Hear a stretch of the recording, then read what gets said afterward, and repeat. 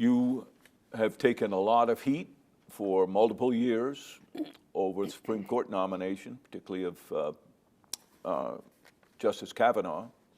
And after the abortion vote, you said words to the effect that you were misled or disappointed by his actions after your discussions with him. Does that cause you to approach this differently and be more skeptical of what these people say to you? I use the same approach now that I've always used. I think if you asked people that I've interviewed as part of the confirmation process over the years, they would say that there's no one who does more homework and asks more in-depth probing questions than I do.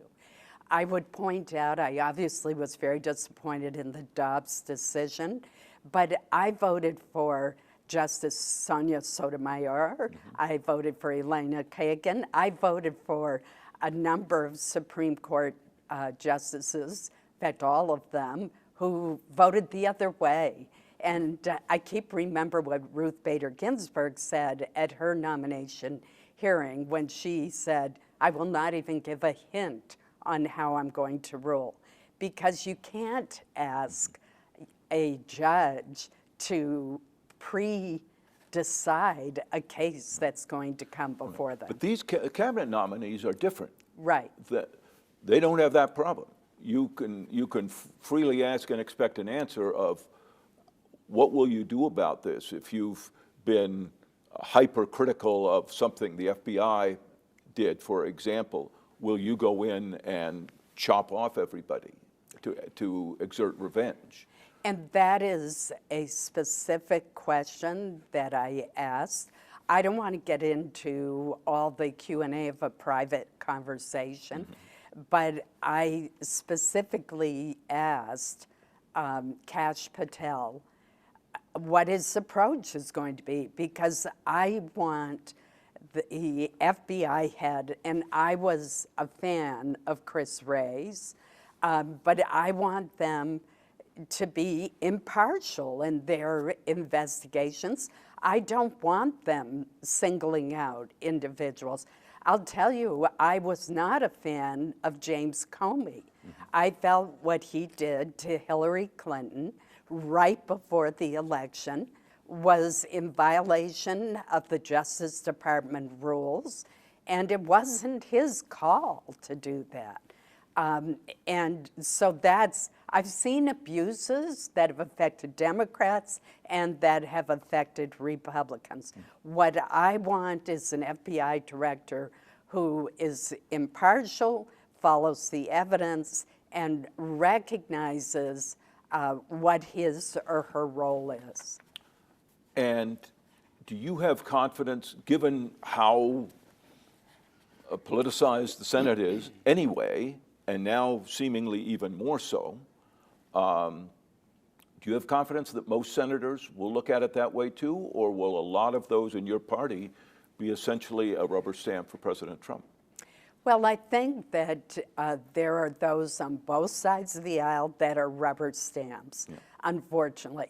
There are some individuals who are going to vote against President Trump's nominees just because they're President Trump's nominees. Right. On the left, we'll see that. On the right, we'll see some who will vote for his nominees just because they're his nominees.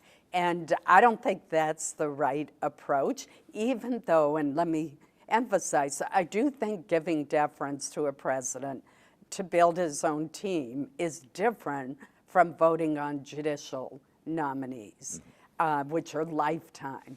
So I do think there's a difference there. But I saw in the Biden administration, with the exception of really only about 2 or 3 Democrats whose names are well familiar to everyone, Joe Manchin, Kirsten Sinema, for example, they were automatically voting for whomever President Biden wanted. And I don't think that's the right approach either. And in some cases, We've been without a Secretary of Labor for a long time now because the votes aren't there on the Democratic side as well as the Republican side. So we've had an acting Secretary of Labor, I think, for a couple of years now, and that's not good either. There's obviously all kinds of angst or excitement, depending upon where you are on the political spectrum, with the new administration coming in. Do you think President-elect Trump certainly is signaling that there's going to be huge changes and decisions? Do you think that there's going to be that many? Do you think that we're going to see a massive change in our government in the direction that we have both nationally and internationally? Do you think that's going to happen? I think there will be significant changes, and I think the American people want significant change, and that's why Donald Trump won this election. I was stopped in the grocery store just last night, and someone said to me that he wanted disruption in government. And I had another person stop me who said, why aren't federal employees back in their offices? This is something that I hear a great deal of.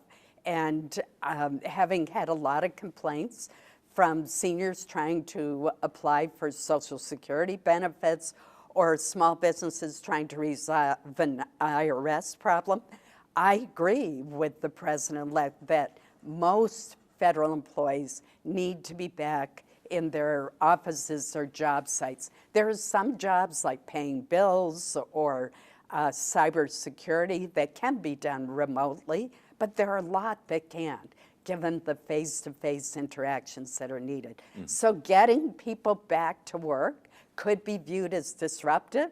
I view it as a good change. Yeah.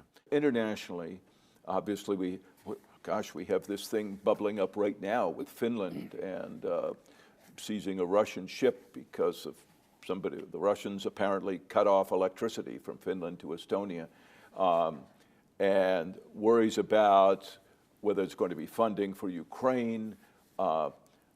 President-elect Trump even talking about taking back the Panama Canal and buying Greenland.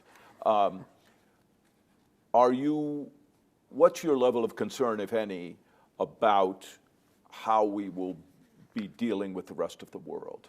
So let me say that I am a very strong supporter of NATO. And I give President Trump credit in his last term for getting the members of NATO to do their fair share and to start doing the 2% of GDP that they're supposed to contribute to NATO. And I think, but for his comments, that would not have happened. I am a strong supporter of helping Ukraine. I think if Putin prevails in Ukraine, he will not stop there. He will start menacing Poland and threatening the Baltic states and seizing Moldova, it would be my guess. Won't happen all at once, but that's one of the reasons, aside from the moral reason, that I believe we should continue to help Ukraine. I'm not sure where either President Trump or Vice President Harris would have been on the Ukraine issue. And if he can somehow reach some sort of peace agreement, that would certainly be great. But look what Ukraine did on Christmas Day. They bombed Ukraine. Look what Russia did on Christmas Day. They bombed the Ukrainians so badly that they've greatly damaged their energy infrastructure to try to cut off their heat for the winter, their water. There's just nothing that the Russians won't do. They're so brutal. Yeah. So if they are behind cutting off electricity from Finland to Estonia, is that cause for worry? It's cause for huge worry. And remember, Finland is now a member of NATO, right. And I think that's a very good thing. I was there when the Finns were voting on whether to join NATO. That's an 820-mile border with Russia. And that was an unanticipated consequence of the invasion by Putin into Ukraine. It caused both Finland and Sweden. Sweden abandoned 200 years of neutrality and now is a member of NATO. And the Baltic states, Estonia included, are. So I think this just demonstrates what Putin is willing to do. This is a dangerous world. And I've had combatant commanders from all over the world brief me, and each one of them have told me that it's the most dangerous time since World War II or in 50 years. Do you think a majority of your Senate colleagues understand that? I hope so, and I think so, because we passed the funding for Ukraine and for Israel by an overwhelming majority vote. I believe it was more than 70 votes. I managed that bill on the Senate floor for the Republican side, and in the end, we got a very strong bipartisan vote. So I'm a big believer that Ronald Reagan was right when he said peace through strength. And that's why we've got to build up our Navy. China now is going to have a Navy that is far bigger than ours. We're about 296 ships. China's over 400. And that is a real problem. So might we look for more action by the Senate Appropriations Committee in that direction? Absolutely. And last year and this year, the bills that we reported, and they were reported unanimously, boosted the defense budget beyond what President Biden had asked for. And again, we had every single member vote for the bill in committee.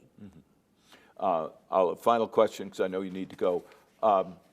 With all of this stuff, domestic, international, swirling around, is there some good news out of Congress in Washington there that should encourage people? There is. First of all, I would say that there still is a group of us who try to search for common ground and are pragmatic in our approach and want to get things done. And second, I'm very proud of what we've done for biomedical research in the past decade. We've had a 51% increase in biomedical research in the last decade, and we're finally seeing it pay off in chronic diseases like type 1 diabetes, in Alzheimer's disease, in autism. I have bills in those areas that have made it to the president's desk. You know, I'm very proud of the fact that there were more than 1,800 healthcare-related bills that were introduced in this last Congress. Only 15 made it to the president's desk to be signed into law, and 5 of those were bills that I either authored or co-authored. And I think that shows the power of seniority and the fact that when you're on appropriations, you're able to have influence in a lot of areas across the board. And some good can still get done? Absolutely. I continue to be an optimist. There's a lot of chaos, and you just have to keep pushing forward and be persistent. What we need is for the American people to tune out the extreme rhetoric and what we see on social media, which a lot of times turns out to not be accurate, and try to figure out where the facts are. And that's what we try to do in Congress as well. And when we do that, we get things done.